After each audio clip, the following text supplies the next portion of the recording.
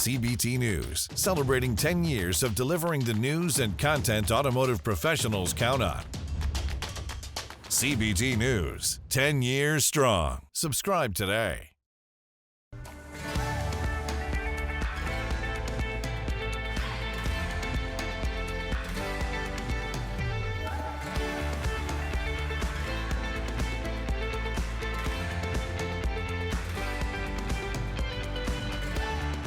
Welcome to CBT News with Bridget Fitzpatrick.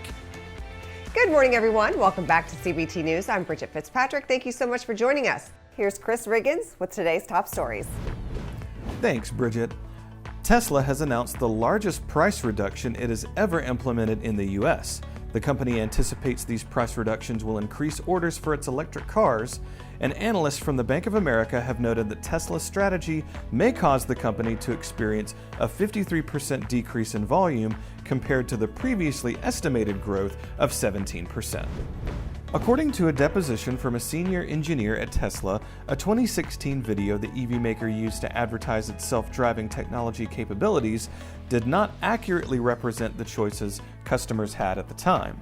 The video only served to illustrate what was possible to build into the system. Elon Musk, the CEO of Tesla, is said to have requested the creation of the video and used it to promote the company's self-driving claims, tweeting on the day of its debut, "Tesla drives itself, no human input at all." The deposition was taken as part of a lawsuit against Tesla regarding a 2018 accident in Silicon Valley that resulted in the death of an Apple engineer. Virginia Governor Glenn Youngkin vetoed a Ford battery factory investment sought by Michigan and Virginia that would have generated around 2,500 jobs over objections to the involvement of a Chinese partner. Youngkin's spokeswoman, Macaulay Porter, said in an email to the Richmond Times-Dispatch, quote, "While Ford is an iconic American company, it became clear that this proposal would serve as a front for the Chinese Communist Party, which could compromise our economic security and Virginians' personal privacy," end quote. At the height of the holiday season, American consumers spent less on cars, popular gift categories, and furniture. Retail sales, which included purchases from stores, restaurants, and e-commerce platforms, were down 1.1% from the previous month in December due to seasonal adjustments. In the face of high inflation and growing borrowing cost, consumer demand is declining. Additionally, the just-ended holiday shopping season, according to some retailers, was less successful than anticipated. Don't go anywhere. Coming up next is Brian Pash, founder and CEO of PCG Companies, and Steve Greenfield, CEO and founder of Automotive Ventures. We'll be right back. Delivering the news dealers count on for 10 years. Subscribe today and join thousands of other automotive professionals. CBT News, 10 years strong.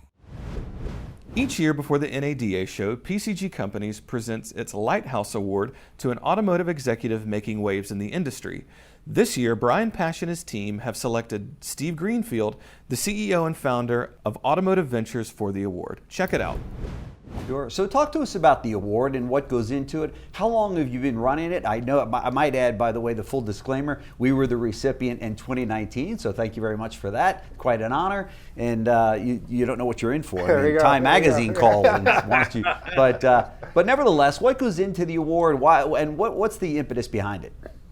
Well, each year we try to recognize someone who's really been pushing forward in automotive education, really pushing into the automotive industry to elevate awareness, innovation, creativity. And oftentimes the people we recognize are people who are writing regularly or publishing books, really focused on serving, and Steve fits that description perfectly. His new book has been well received with rave reviews about the future of automotive retail. His work in exposing startups and M&A activity has really never been done to this level. And he is a unique contributor, I really believe, to the evolution of the whole automotive retail ecosystem.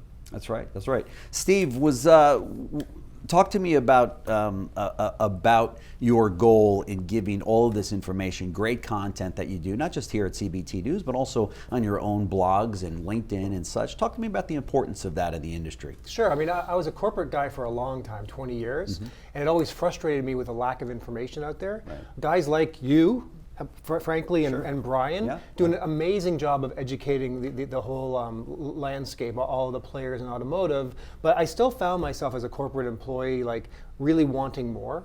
Frameworks, segmentation, who spends what on what.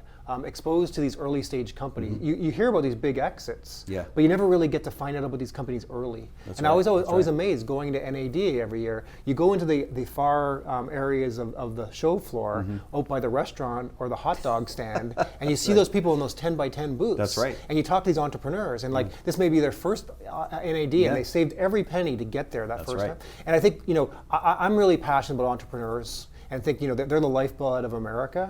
And I really think that we need to do more to help these entrepreneurs have a voice and get exposed, and help them, give them all the resources they need to accelerate and grow. So it's really an area of passion of mine. It's been really, really fun to kind of make this transition out of the corporate world and into this new position. That's right.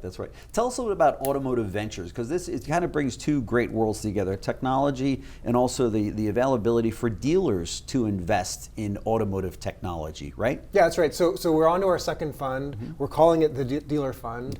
Dealer principals can invest in early stage automotive technology companies that benefit their business.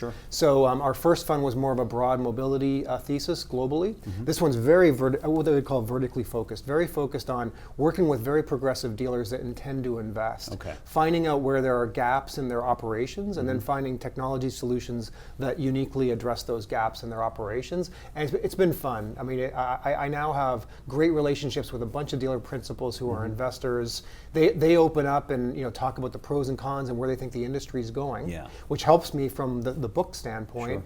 And we need to be able to see around corners, anticipate where this market's going to go in the future, and then we can put money to work to make selective bets on companies that will benefit from these trends. All right, be sure to watch this interview in its entirety right here at cbtnews.com.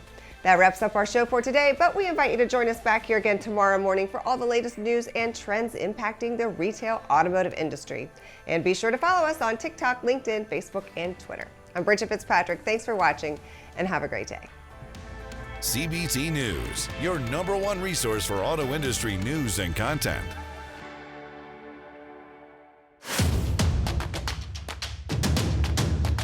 Join the #1 most watched newscast in the automotive industry. CBT News, 10 years strong. Subscribe today.